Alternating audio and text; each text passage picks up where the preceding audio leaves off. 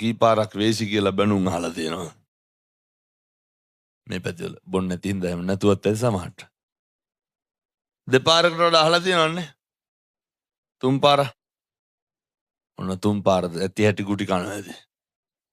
කොච්චර තඩි ගහනවද ගෙවල් වල? දැන් මේ හිටගෙන ඉන්න තාත්තලා ඉඳගෙන ඉන්න තාත්තලා මේ අපේ තරුණ මහත්තුරු මම මේ කියනව කල්පනා කරන්න ඕන හොඳ.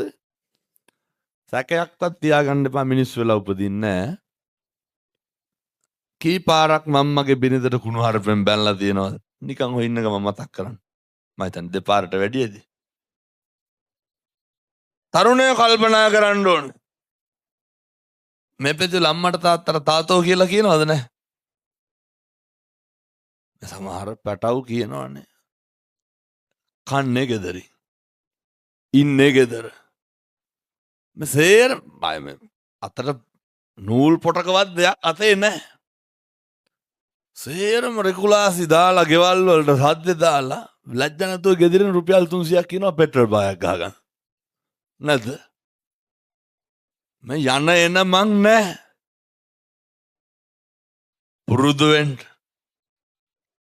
තාත්තලා කල්පනා කරන්න දරුවෝ කල්පනා කරන්න මේ වෙනකොට කොච්චර මම තරුණ මහත්තුරුන්ට කියන්නේ.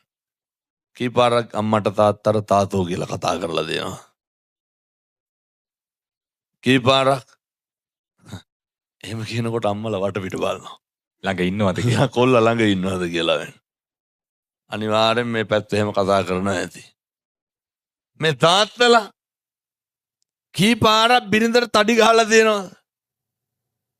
සැකයක්වත් තියාගන්න එපා. සතර අපාය උපදින්න. ඇයි? එහෙම සැකයක්වත් තියාගන්න එපා. හේතුව මිනිස්සු වෙලා උපදින්නේ හරි කලාතුරකින්. ඔය කටවල් වලින් මේ වෙනකොට කුණු හarp කීයක් විතර කියලා ඇත? 5කට වැඩි ඇති මම හිතන්නේ. ජීවිත කාලෙට නිකන් කල්පනා කරන්න. කුණු හarp පගෝදි ගණන් පල්ල ඇතිනේ මේ වෙනකොට. සුලංගිල්ල උළුවස්සේ හැප්පුණත් මොනවද කියන්නේ? කවුරුවත් ඌයි ගන්නවද නැහැ? බුදියාගෙන ඉන්න පූස පෑගුණාම පූසත් නෙමෙයිද කුණු හarpෙන් බයින්නේ? කටවල් වල තියෙන කුණු හarpනේ පෙන්නතුනේ. ඔක පුළුවන් ද හෙට ඉඳන් නවත්තන්න? කුණු හarp කියන එක හෙට ඉඳන් නවත්තන්න. ඔය උළුවස් ඇඟිල්ල හැප්පුණාම නම් කමක් නැහැ. ඒක කාටවත් මේ වෛරයක් ඇති වෙන්නේ නැහැ. කිසි කෙනෙකුට කුණු හarpෙන් කතා කරන්න එපා. පුළුවන්.